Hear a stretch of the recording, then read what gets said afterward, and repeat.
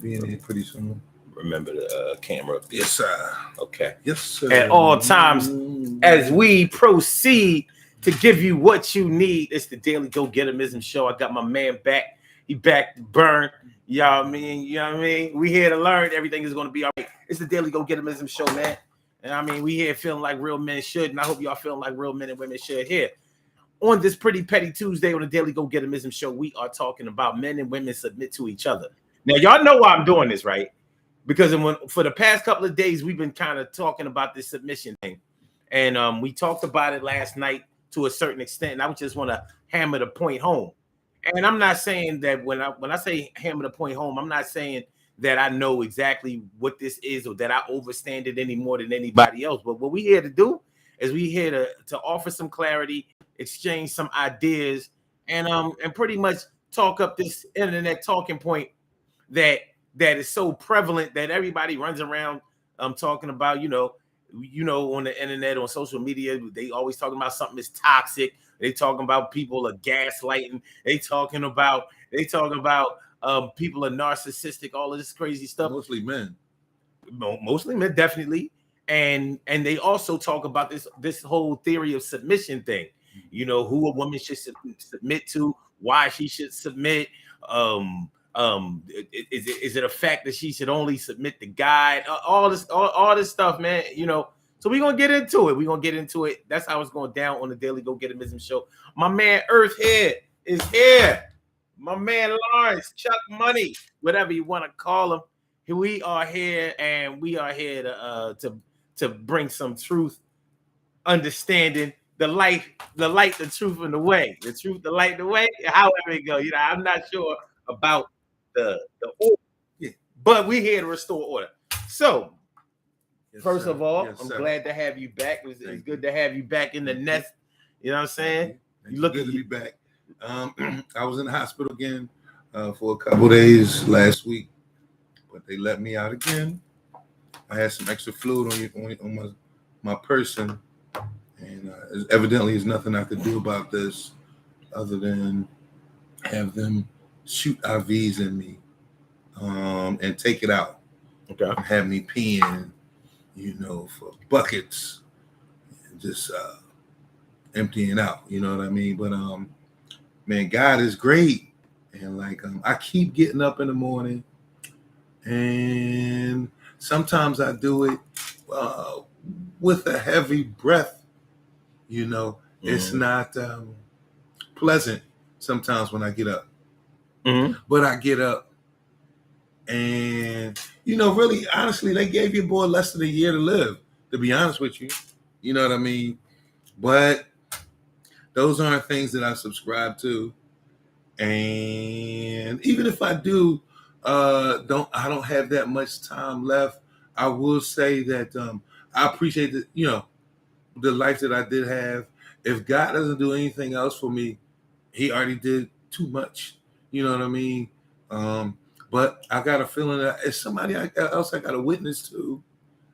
And my life is everything ain't done yet. I was on my sister's prayer line, man. They went crazy for your boy. I had told my testimony, man. They was like, "Oh, praise the Lord," you know. But here I am back again, man. And really, I'm talking too much. I just want to back up my mans. You know, I'm in the amen corner right now, and I'm just real thankful because I get to immortalize, you know, myself again on the internet. You know, people will know who I am based on dealing with Sun 752 again in his program, and so when I'm going, I'm not going. You know what I mean? So that's all. Like, I'm just blessed to be back. And I'm trying to take anything for granted. And man, I got a story to tell. You know what I mean? Hey, yo, Dre, you know what I mean? I got something to say. Wait, it's first of all, God is good all the time, as they say, right? Right. And I'm glad that you started off with that. First of all, I'm very much in support of your journey. And I'm glad to see that you know you're pushing through, fighting through, and that You know, it's funny. I was going to start off by saying how, you know, people, when we talk about submission, we talk about how people say, I only submit to God, Right. you know. Only God You know, judge me. ego and pride tells us that we only submit to God. And in many ways, the people that say that they only submit to God really aren't even submitting to God. You know, it's a nice and popular thing to say. Right. But when you think about what it really means to Right. submit to God, we do that more in times of trouble, times of need, and times of confusion or powerlessness.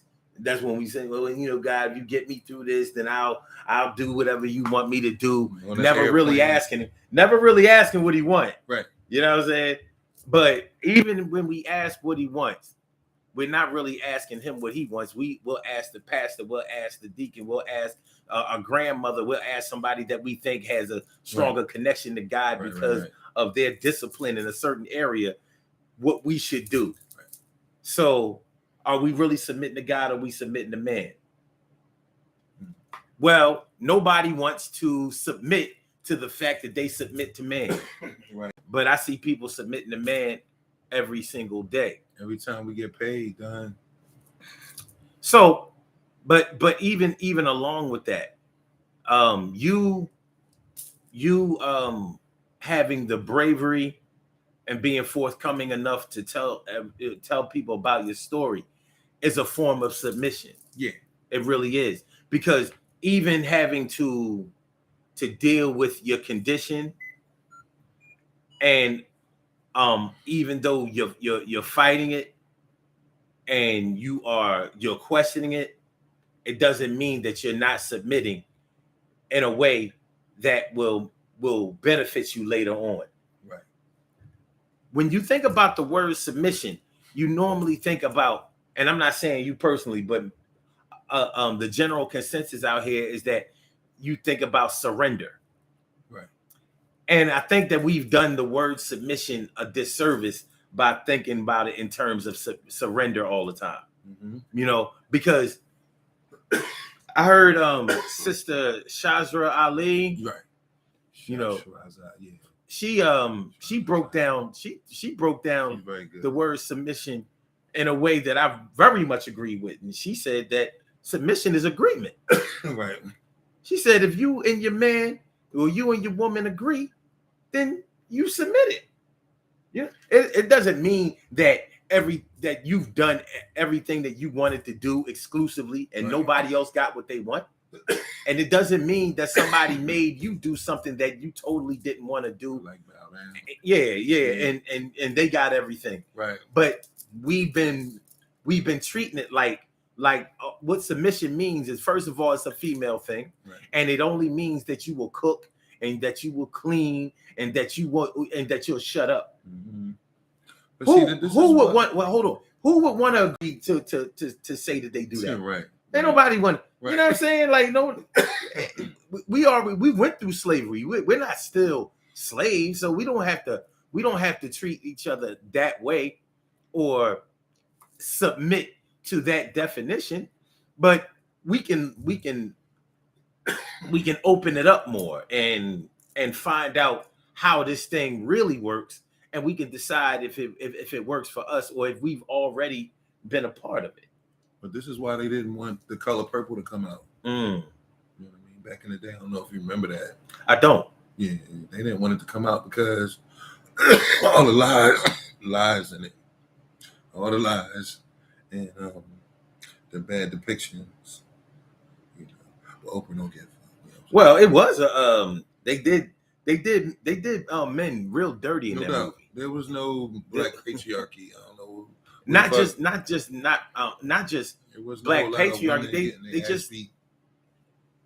They didn't show women in a positive light either. No. Suge Avery, which was probably the most popular character in the movie, she wasn't nothing but a party girl, a hoe, you know, that type of thing.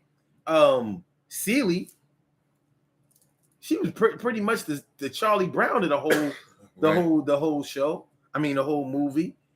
Sophia, you know, the fat chick that'll rumble you, you know what I mean, if you get smart.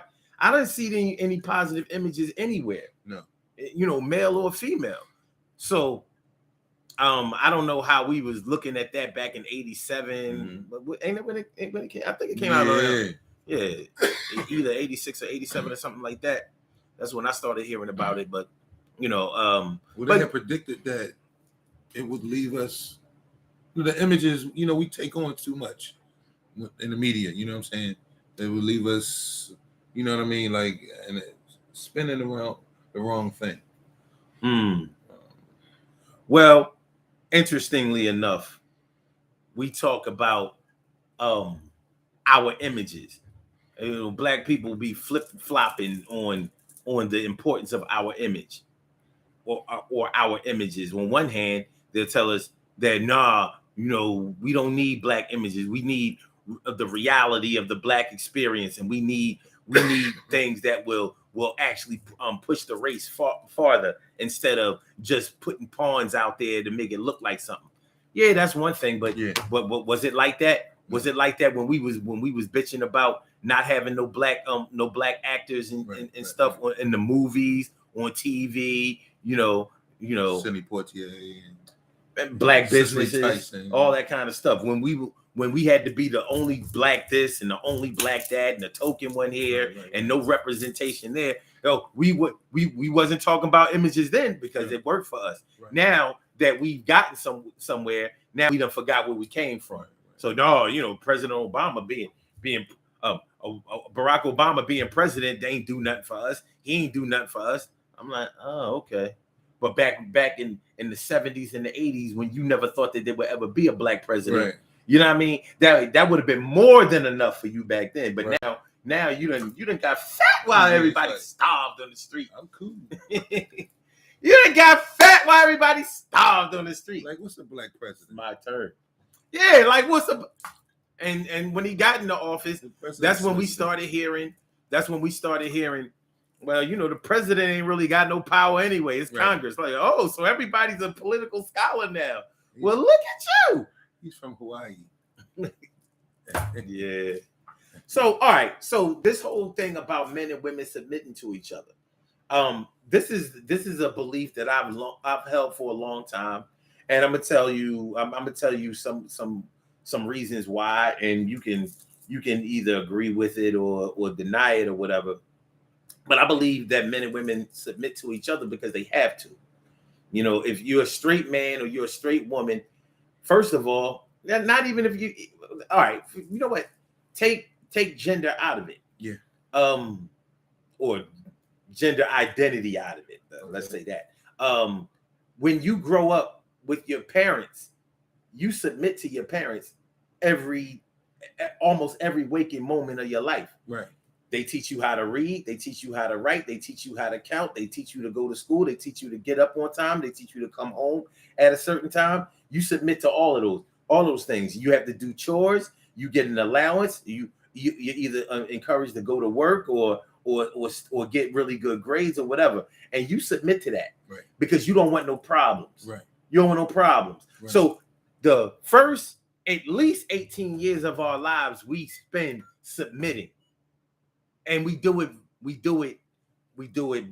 voluntarily, we do it involuntarily. But in order for us to avoid getting in trouble, avoid pain, avoid punishment, we submit. Right. And it's not always a forced thing. Right. Sometimes it's just a conditioning thing. Right. When we feel like the right thing to do is this, but we don't really feel like it. Right. That's a submission too. Mm-hmm. But people will tell you, well, that's not a submission. That's just a man being a man or doing what you're supposed to do or, you know, playing the game right. I'm like, well, playing the game right includes submission. Right. You know what I mean? And if we talking about board games or playing chess or whatever, have you ever, you know how everybody like to say, you know, it's chess, not checkers, right? Yeah. Or sometimes it's checkers. Right. You know, that's my thing. Sometimes it's checkers. You know what I mean? So, but even in checkers, sometimes you don't want to lose your king. Mm-hmm. But in order to get more chips, you got to sacrifice that king. Yeah. Guess what you just did? You submitted. You could have said, nah, nope, I ain't giving up the king. I don't care what I got to do in order to get the rest. But you submitted because you knew in the long run it would benefit you. So what difference does it make if you play the game, the short game of giving up something in order to have more later on? So you can submission. You can submit before the fact, or you can submit after the fact. It doesn't take away from the fact that you going to do that. You're going to do it. But the whole thing is, what am I getting out of it? It got to be some reciprocal effect. So yes, I'm submitting, but it's because I don't want to be on punishment at the end of the week, or I want my allowance or whatever. Right. You know what I mean? Or in the case of, being married, I'm trying to build good rapport with the wifey. That way, at the end of the week, we can have a discussion that's not volatile. So I submit to the tough stuff to do, so that later on, I might be able to have a civilized conversation with her. Where she actually listening to me, and vice versa. Okay. Yeah, definitely. I'm doing whatever is necessary in order to avoid an argument or avoid tension. Yeah. That's definitely a submission. But to get sex, I was about to say, what about just to get some ass? Just like, yo, man, I don't, that's what it is. You know what I mean? I'm horny tonight. We negotiate all the time with that. We negotiate all the time. Like, if you're gonna do this, I'll do this, and then when I get home, you know what I'm saying? Yeah. But it's a fact. And don't get me wrong. I don't see nothing wrong with doing what you gotta do to get some ass. Sometimes that might be the only thing on the table. Sometimes it might be the only thing on the table that's missing. Well, look, she cooks, she cleans, she don't be giving me a whole lot of lip. You know what I mean? She don't make nothing hard, but she a little stingy with the booty. You know what I'm saying? She a little stingy with the booty, so sometimes I might have to throw a glass of Merlot in the game. You know what I mean? I've heard niggas talk about this shit. Like, yo, if your girl get a little horny when she have a couple of drinks, I bet you gonna make a stop at the liquor store. Yep. It's a form of submission. You gotta do what you gotta do. Yep. You know what I mean? But listen, my John, she a good woman, but she's a bit of a cold fish. Yeah. Now it could be your fault on the front end because maybe you're not doing enough to excite her or make her comfortable enough to just want to, I mean, personally, I feel like your woman should be chasing you around the crib. Yeah, you know what I mean? I think she should be chasing you around the crib. You know what I mean? Trying to pull your drawers down. Yeah. But that's my beliefs. That's that everybody don't believe the same thing. Yeah. Men and women, if they together, they should chase each other around. You know what I mean? Trying to force each other to do it to them. Right. Because that's love and that's submission. Right. And it's a good thing. Right. Right. All right. Let me see what y'all talking about in the Chitchat. Lori, where you at? That's you? Yeah, she just popped up. Dang, what you just popped up. So we got Carol Chamberlain, Care Bear, Vita B. All up in the house. Thanks for coming on through, y'all. So Vita says, all feel better. Okay, it's one day at a time, no doubt. And she also says, amen. All praise to the Most High. Won't he do it? You look well. That's what's up. She gave us the won't he do it. Won't he do it? Yes. Yes, he will. Yes. God is good. When? All the time, baby. And they say he don't make no mistakes. Right. But they ain't say he don't play no jokes. All right, anyway. Lori says, dang, y'all. Such an empty relationship. How about love, peace, and prosperity? Shoot, yeah. With love, peace, and prosperity, you mean to tell me we can't get no ass? Look, I'm gonna tell y'all right now, I don't want no peace and prosperity. I don't want no money if I can't have no ass. Yeah. I'm sorry, it's worthless. Look, I've had money around a bunch of dudes before. All I did was wind up spending it on a bunch of niggas. I'm good. Yeah. You know what I'm saying? I mean, it's the same thing. It's just based on more feeling is all, you know. That's all it is. And like you do things more out of duty than anything, you know. Once you got it like that, believe it or not. I'm very much pro black love. Yeah. Real love. Yeah, I've never been in a fake loving relationship in my life. Nonetheless, sexual health is very important to me. Right. You know what I'm saying? So I'm not going to dumb down like, you know, like how women be like, well, you know, the personality is the most important part. I'm like, yeah, it's the most important part after I see what you look like. And then after I see, you know what I mean, what it's hitting for. I mean, everything has its, you got your priorities, you got your roles, you got your order of importance. I got mine. Right. This is what I need. I need you to be, I need to be physically attracted to you up front, like straight with the eyes. So ain't none of that over the phone, none of that internet shit where you can use filters and all that shit. I don't give a fuck about none of that shit. Until I see you stand in front of me, I'm not attracted to nothing. I ain't signing off. Then after I see how dope you are, then I want to get to know you more. Okay. You know what I mean? So, you know, you can keep a conversation. I see that you about something. I see that you come from somewhere. I see that, you know, this spiritual connection is starting to do its work. All right, that's what's up.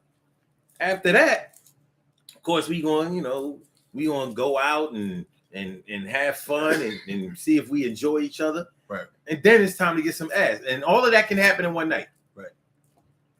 And it should. And if not one night, it should happen the first night. Right.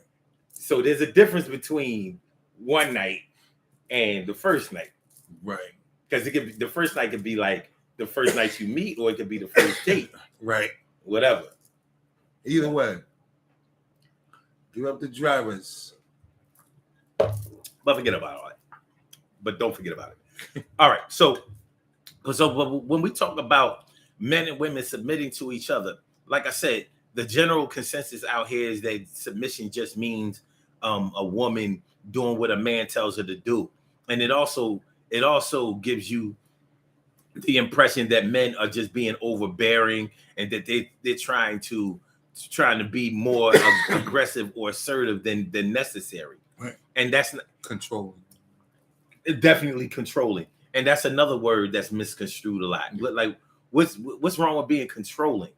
What the problem is being obnoxious or being insensitive. Mm-hmm. Those are bad words. Controlling. Who doesn't want to control their own destiny? Right. You don't want to control how much money you make? Right. Do you want to control how much you work? Right. Do you want to control how well you do?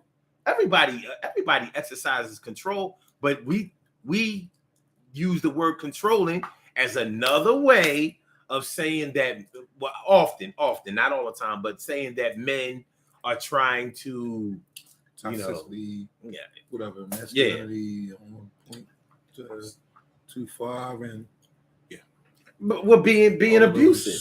We associated with abuse. Right. No. All of a sudden, we are the most abusive, and that women didn't submit in their relationships before. They were just like crushed under the patriarchy. Yeah, but no, they did submit. But they had to. But what I'm saying is, there was no choice. Well, it depends on which women you're talking about, because when you start talking about white women versus black women, let white women tell you that they were under the thumb of white men all their lives. Mm-hmm. Oh yeah. Mm-hmm. Well, then if white women were under the thumb of white men, then what were black people? Right. Men, male and female. Right. What were we? Right. We were under the thumb of we were even under the thumb of their animals, mm-hmm. because we were considered to be as such. Right. So the things that white women have done in order to liberate themselves, right. You know what I'm saying, had more to do with being able to make their own money, right. Being able to make their own decisions, even own property and things like that. Meanwhile, we just trying to get from under the the institution of enslavement, Right. literal enslavement, not being able to move from town to town, city to city, state to state, not being able to do that, not being able to meet other people that look like you or different from you in another place. Right. So our field of vision and our field of being able to learn anything was limited to that plantation. Right. So, you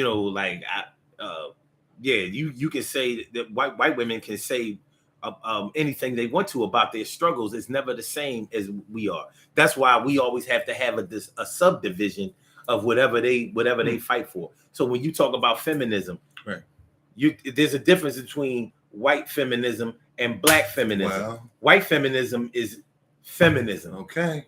Black feminism is black feminism. Okay. So you don't have to say white feminism when Right. you say feminism. It's already understood that that's what it is. But they're obviously not fighting for the same things because you don't see any black people on the boards of these organizations. You know what I mean? So it lets you know exactly what's going on. So they count us in numbers. But anyway, so I'm getting back to this whole submission thing. Our ignorance of the way that it plays out, even when it's playing out right in front of our faces. We've been being taught that something is one thing when it really is another thing that we are already acclimated into. So we're thinking that this is something that we have to learn how to do. Like I've heard women say that, I have to learn how to submit, because they feel like they might be disagreeable or whatever. Just because you're disagreeable doesn't mean that you don't submit. Like you were talking about earlier, you were talking about how some women are they might choose men who they can easily control or they can get over on. I'm sorry, I think we talked about that off cam. Yeah. Okay. So yeah, off camera we were talking about how some women choose men that they can dominate. Just because you're dominant does not mean that you don't submit. Right. Because when your domination doesn't work, when it gets to the point where somebody says, well, you know what? I don't want to be dominated anymore. But guess what? You can choose to leave me alone or whatever. But guess what? Even though you've dominated over me, I've provided for you. I've given a lot to you that you've gotten used to. So in that way, you submitted to the fact that, all right, he won't let me beat up on him anymore emotionally. But if I stop messing with him altogether, guess what? I'm gonna have to pay my own bills. Right. And guess what? I might miss him. I might straight up and down miss him because it's hard to deal with somebody every single day and not get used to him. Right. That we gravitate towards the things that we are familiar with. The things that are unfamiliar with are the things that are scary to us. Right. Those are the things that we fear. We fear the unknown way more than we fear the known, but we tell each other, don't fear the unknown. Like, all right, whatever. You know what I'm saying? I ain't never had nothing unknown come up and secure me. I'm just saying. I ain't never had nothing unknown be like, yo, this me. Right. You know what I mean? Unknown. I know you can't see me. I know you probably can't even hear me. But I'm here to let you know. It's a blessing. Yeah, I mean, this is great. This is this shit. The good things are abound. So yeah, just because you may be dominant over somebody, like I think last week I was talking about this concept, and I was talking about, remember the show All in the Family? Yeah.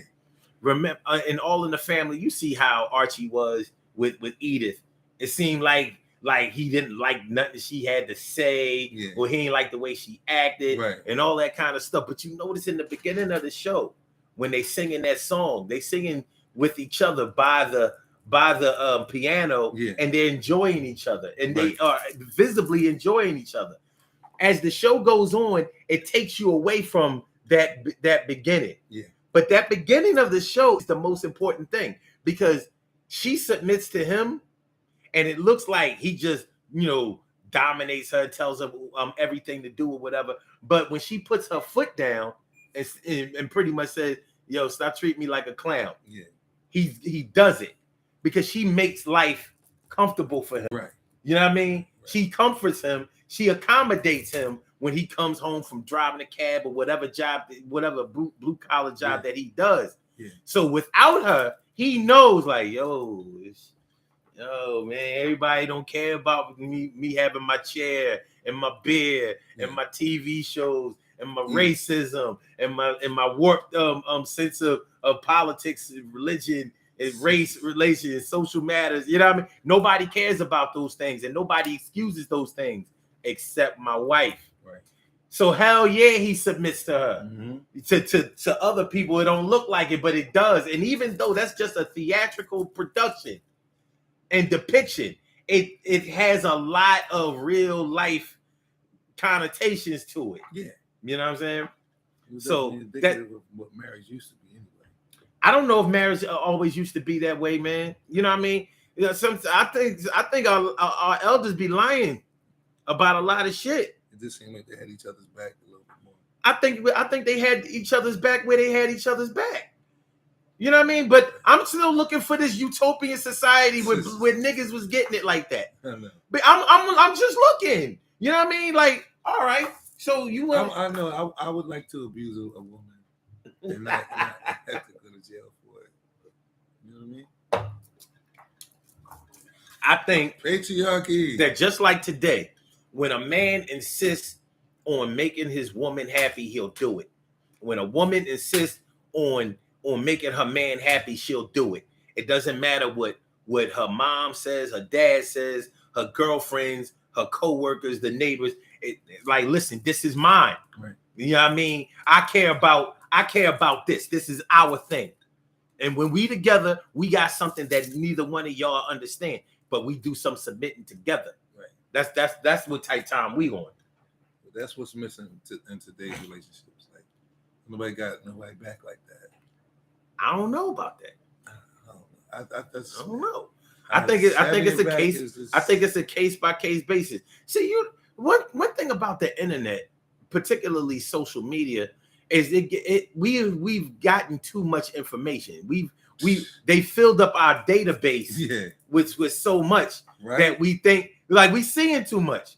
You know, I couldn't tell you, 30 years ago, even 20 years ago, I couldn't tell you what they doing down south in Shreveport, Louisiana, or in El Paso, Texas, or Anchorage, Alaska. I couldn't tell you. Yeah. Now I can tell you. I can go to one of their websites when they join and tell you what the pulse of their conversations are and what the temperature of their emotions seem to be. Right. But am I really there? Right.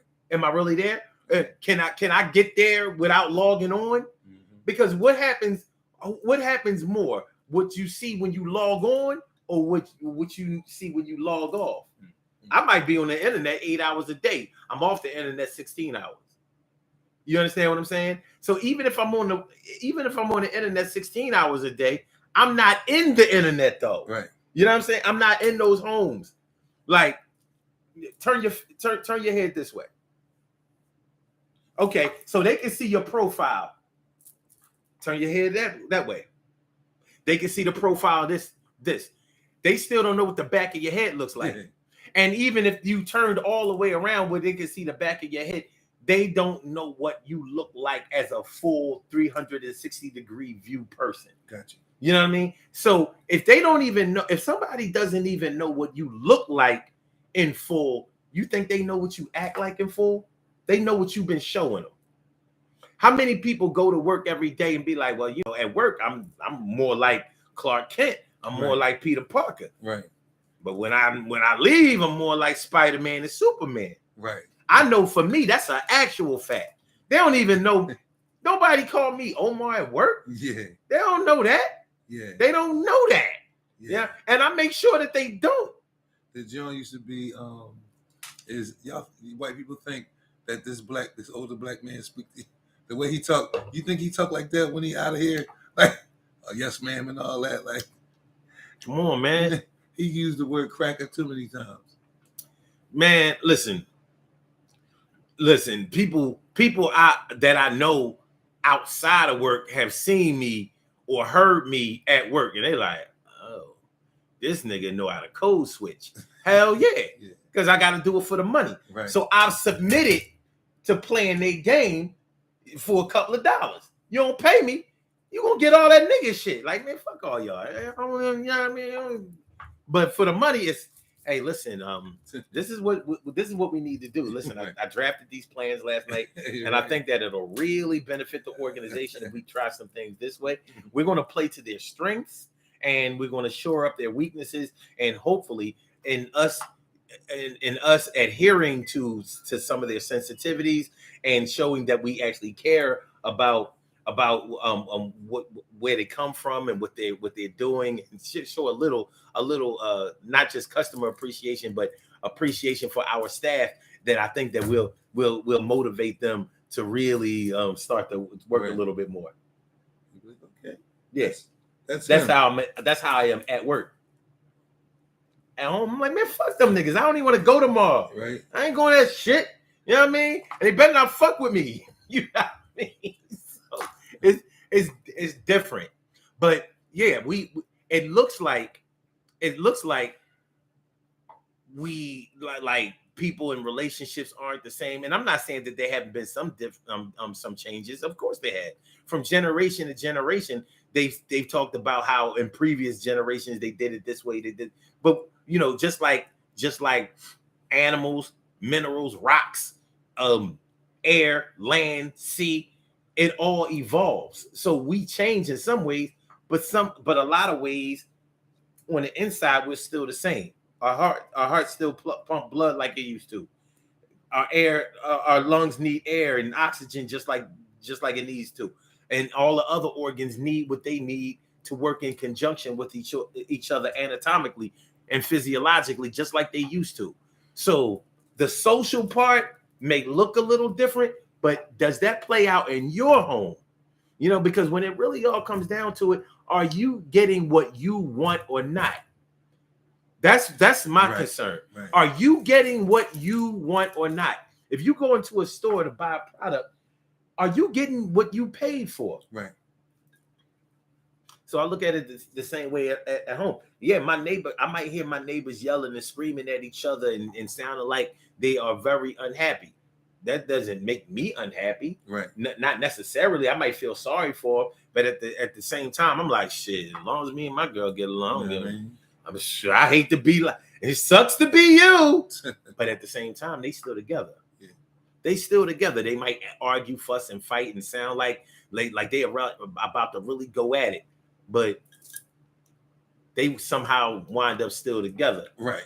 So there's still some submission going on there. You know what I'm saying? So, you know, there's a lot to this whole men and women submitting to each other that I don't think that we recognize, but it's there. It's very much there. And I think that if we explore it a little bit more, then I think that it'll broaden our horizons and our understanding, and it might even serve us in getting along with each other a little bit more. Well, yeah, I mean, you know, if you look at the breakdown, man, you know, and you're realistic about it, I think it should foster like better relations. Yeah. So yeah. On one of my posts on social media, a woman said on the post, she said, wives submit to their husbands. Okay. And that's in the Bible. Okay. Okay. So I guess girlfriends don't have to submit. That's what I got out of it. Huh? It's not in the Bible. Okay. All right. So it's not in the Bible. So there are a lot of things that aren't in the Bible. That's why we're supposed to not court. Like we just. Well, the Bible writes things in a lot of vague language, right. and we court. Yeah, don't exactly say that, you know what I'm saying? But don't be trying to get to know the joint. Right. You know, it doesn't say anywhere in the Bible that you can't use curse words, but I bet you they tell you in church that I think it do say something about profanity. It really doesn't. It's implied. You know what I mean? You know what I mean? If you're a literal person, like, yo, it don't say that shit. It just don't. I know that Jesus cursed in the church or something like that. See, I don't know. Like, first of all, in our language, we made up words. Gotcha. So the real bad words, of course, aren't in the Bible. Yeah. They weren't words. Thou shouldest. Yeah. I looked up the history of the word fuck. Yo, it's some shit. But there's a reason that's not in the Bible. You would look up the Listen, man, history is a motherfucker. You know what I mean? It is. History is some shit. But yeah, so what was it like fuckers before? Well, of course, they were actually saying that the word that the Chinese may have used the word first. Yeah. You know what I mean? And it meant like, yeah, it could have been like a. It wasn't necessarily a bad word at first. You know what I'm saying? But of course, we made it into that. So, down the line. Said it in the context of the conversation, like, "Well, fuck you up," like, you know what I mean? That might not have came that might not have came into the 1900s or something like that. You know? Yeah. So, but you know, there are a lot of things that are said or not said in the word. You know what I'm saying? Yeah. But you know, as we know, the word is what you make it. A lot of times. You got the word. Look, I know one thing that happens in the Bible a lot that we say you're not supposed to do, and that's drinking. All this getting drunk in the Bible. Like, these damn Europeans wrote this fucking Bible, and it's like, so y'all can't even stop getting high in the Bible? No. As a matter of fact, it was customary to drink wine, you know, and to have it, like, for your party. What's one of the greatest miracles that they talked about with Jesus? The wine. Making water into wine. Like, y'all niggas wildin'. That's the miracle y'all want to go with? Go ahead. Y'all go ahead. Making water into wine. That's what we working with. You know, they was in the back like, oh no, what are we gonna do? That had no wine. Like, it's fermented grapes, son. You know, we'd have been messed up. Like, yo, the liquor store closed. Yo, ain't no more Mad Dog. Tanya Respis, what's going on? But yeah, turning water into wine. So all the way back then, where some people believe that the world started, you mean to tell me that they was already, like, we look at drinking excessively and using and substance abuse, we look at that as a symptom of unhappiness, of escapism, things like that. You mean to tell me all the way back in the biblical days when things were supposed to be right, the days of the prophets, Noah created black people, you know what I mean, on some ham shit? Listen. Because his son saw him get drunk and he looked at it drunk and naked, like, yo, dad is drunk and naked. Oh no, you can't be looking at dad drunk and naked. So dad being drunk and naked, don't, you know, we ain't gonna get on Noah about that, you know what I mean? He built that boat. But yo, you looking at your pop, you know what I mean? You looking at your pop in disgust or in surprise? Yeah, just for that, you gonna make niggas suffer for the rest of them. You gonna make niggas suffer for 400 years. I call my pop jerking off and shit, like, yo. Hey, come on, man. Come on, yo, what we doing? He was having an amusement park on himself. Lord mercy. I ain't fucking with first, you. Like, I don't even remember what I was trying to talk about some shit dealing with submission. Hold on, where was I? But naked Noah, man. Noah was naked. Noah was naked. So and his son caught him, like, yo, caught him drunk. The son wasn't drunk. The pop was drunk. Like, what the hell you been drinking?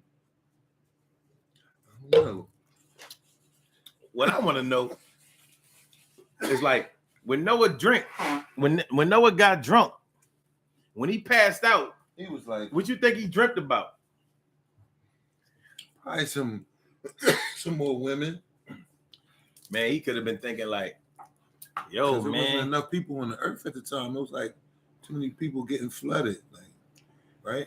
I don't know. It was It a lot was of like, a lot of inconsistencies in the book of Right. in the book of Genesis. There Man. ain't You know no what I more mean? bitches. You know, like the world starting off with just two people having two sons, no daughters, and them going to another place where there's people all over there, and they wasn't created by Adam. And I don't know. It's too many inconsistencies. Maybe when they find the rest of the books of the Bible that they supposedly lost or was stolen or misinterpreted, maybe it'll start making sense. But as it is, the world started off with two people. They had two sons, no daughters, and one of the sons went to another village, and it was mad people there. I don't know how they got there. Maybe you had another Adam and Eve in every other part of the town, city, state, country, region, continent, earth. I don't know. Where's Geno Jenkins when I need him? You know, and see, Christian brothers and sisters, these are the inconsistencies that bother people who are logical and spiritual. Like, you know, you can't just say pray over it with certain people. Like, I'm looking at somebody and sitting next to somebody who constantly studies on their own. So that means that they pick up the book. They may know more scriptures than you do.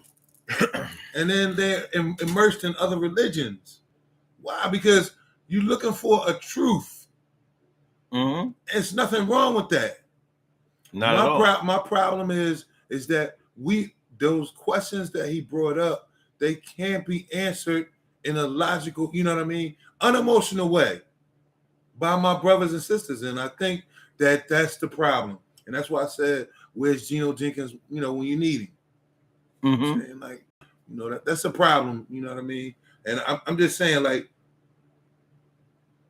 I think we you know, Christians can draw more people to them by using logical you know, explanations for why certain things are. Being able to not only explain it, but also being willing to do that.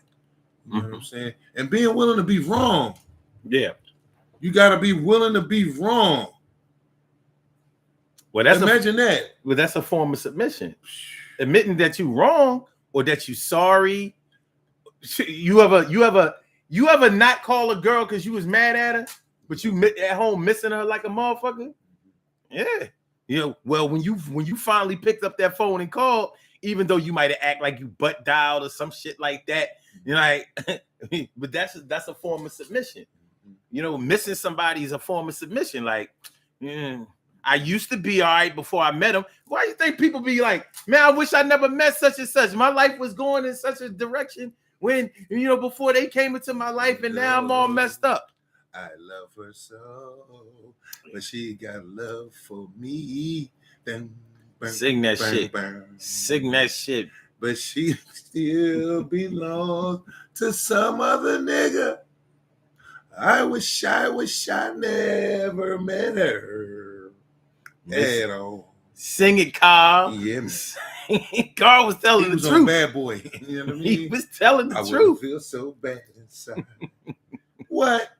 I done met plenty of females that I was like, damn, I love this joint. I hate that. I'm falling in love within the first 10 minutes.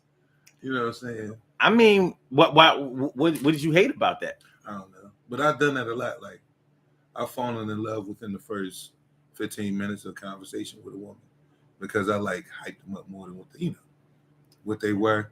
And you know, slowly but surely, it got ripped away from me, but it felt good for the first 15 minutes.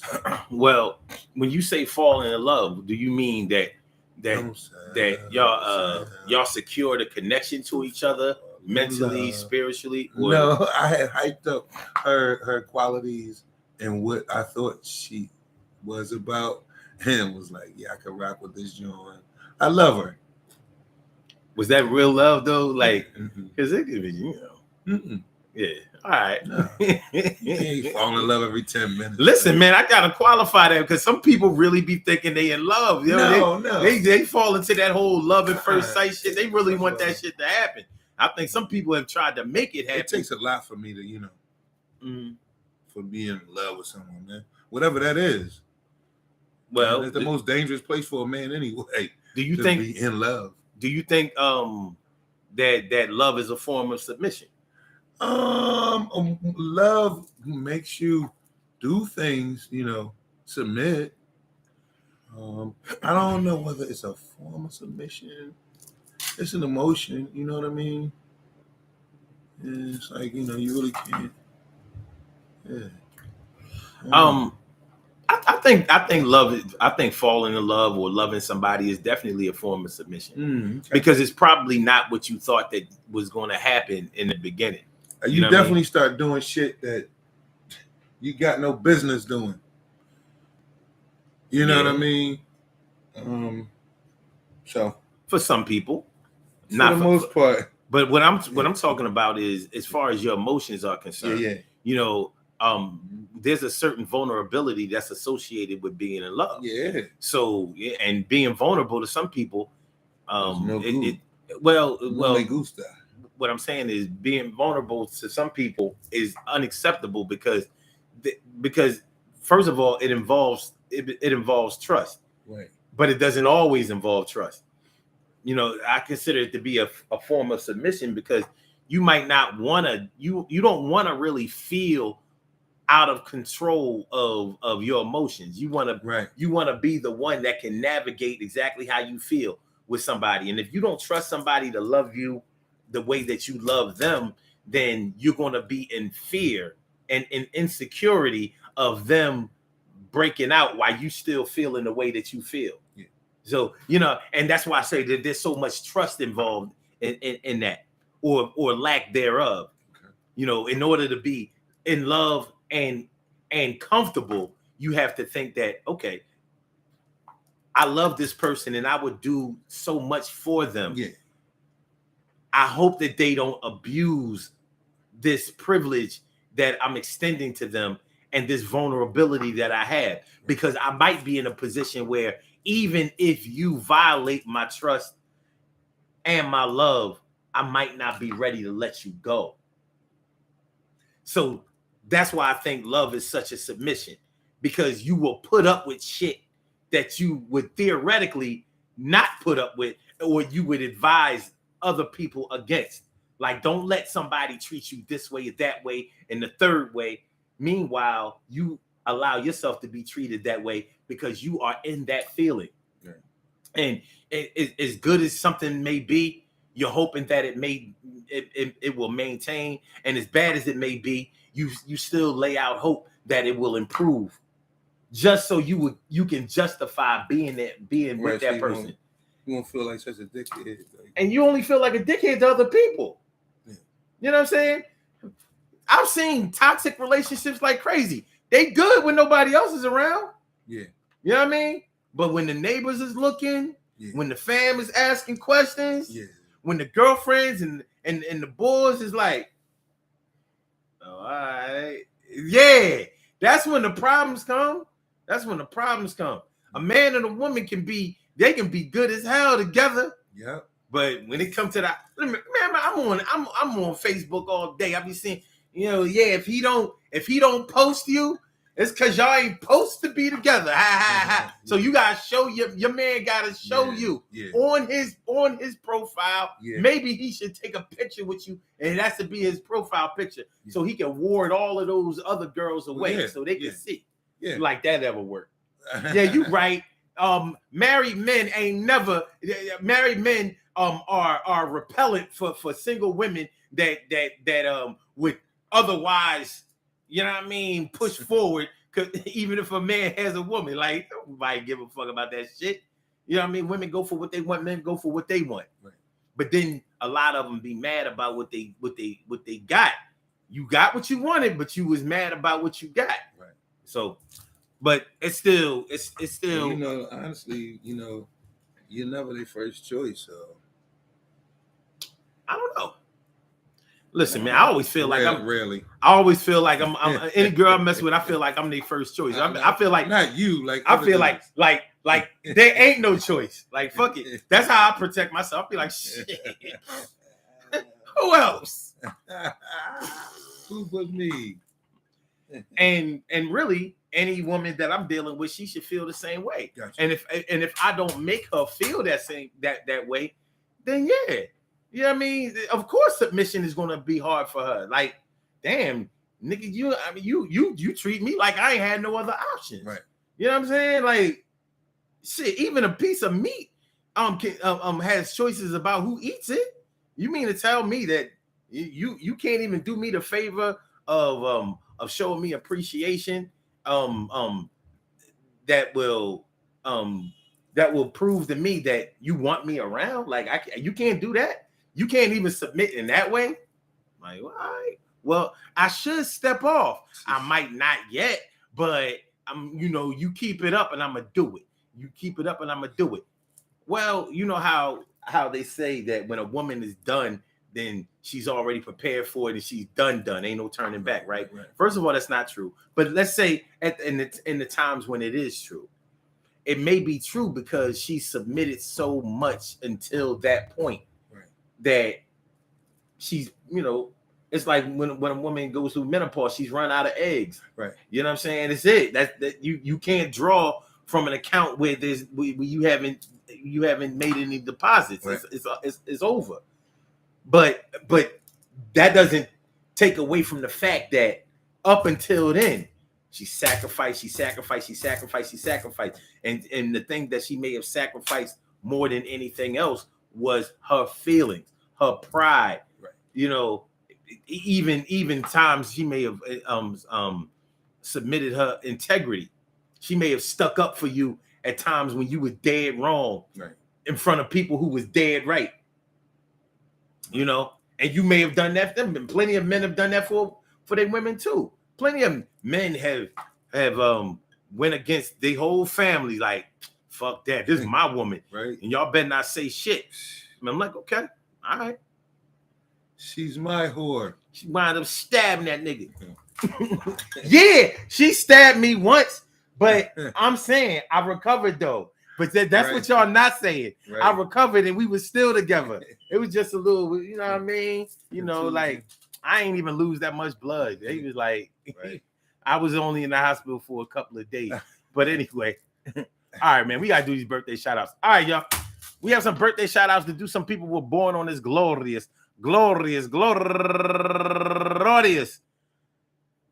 September 19th, and they deserve to be acknowledged. So let's go about our business of acknowledging them and making them feel special because they are special, because they are special, because they are SPECIAL. They get the RESPECT. They are SPECIAL. They get the RESPECT. They are SPECIAL. They get the RESPECT. They get number one out the box, Scott Gerald, turning 55 years old today, and also Tony Denise Shannon, turning 54 years old today, and Cipriani Chazity, happy birthday to you, and Mercier Sosa Figueroas, well, it's actually Figueres, turning 35 years old today, and Tony Wall, happy birthday to you, and LeMay Angelique, turning 43 years old today, and Martha Edwards, turning 62 years old today, and Jay Will, and Henrietta Bailey, turning 48 years old today, and Miss Thicky Barbie Minaj, turning 41 years old today, and Ingrid Pedroza, turning 53 years old today, and Unique Reed, turning 29 years old today, and last but not least, David Jenkins, turning 52 years old today. I want to say happy birthday to all of y'all, and I hope that today finds you all in good health, happiness, mind, body, soul, and spirit, and that goes out to each and every person born on this glorious September 19th, anywhere out there in the world, worldwide, internationally, and universally. All of y'all go ahead and turn up, but don't turn up too loud. Just turn up loud enough so everybody can hear you. Rock out, rock on it, do the damn, the rock out, rock on it, do the damn, rock out, rock on it, do the damn thing. You do your thing, y'all. Represent the queens and kings. You do your thing, y'all. Represent the queens and kings. Good things happen to those who wait. Great things happen to those who grind, and anything can happen to those who go for theirs. So go hard, go for yours, and remember, man, listen, we've been here talking about this submission thing. First of all, I want to give props out to you, and I want to show appreciation. I appreciate you coming on this show, telling your story, being forthcoming. That way, you never know who you may touch, who you may influence, who you may help out here. So sometimes just the transparency of what we have been through and who we are can serve to help somebody else get through a trying situation, because that's all we really do in therapy. In therapy, we just talk about ourselves and try to figure out why things happen and why we think the way that we do, so we can figure out how come we feel the way that we do, so hopefully we can feel better. And I wish you all the best to feel as better physically and emotionally as possible. So, you know, I mean, I'm always going to be here. I'm by your side and in your corner. And I hope that you're going to make it. And I know that you're going to make it, and anything it takes for us to get you there, we're going to do that. Yeah, I decided to stay around. That's what's up. Yeah. Hey, that's not a small thing. Nah. It really not. It really not. It's not. Yeah. It ain't for me yet. You know what I mean? And it will. We all gonna have to cross that, that path or whatever. But I'm good right now. You know what I mean? Mm-hmm. That's what's I'll up. let brothers know when I give up, and at that point, y'all pray for me. You know what I'm saying? So, we'll pray for him anyway, and y'all pray for each other. You know what I mean? Yeah. There's always room for another person to pray for at night. Shoot, man, I pray for people. I fall asleep praying. I'll be waking up like, oh, yo, and I forgot the lady that I met in the hospital the other night. She was nice. Any help, Gilligan? Get off right, the island. Hey, yo, I appreciate y'all coming through. I hope y'all enjoy listening to the show as much as we enjoy broadcasting it. We will be back tomorrow night with another Daily Gogetemism Show. So make sure y'all hit the like button. Make sure y'all share the show. Make sure that y'all subscribe to the channel if you haven't subscribed to the channel yet. All right, so Blog Talk, we gonna get you out of here. Yeah. And for my YouTubers, you know just how we do, but thanks for coming on through. See you on the other side, my boobers. Peace, y'all.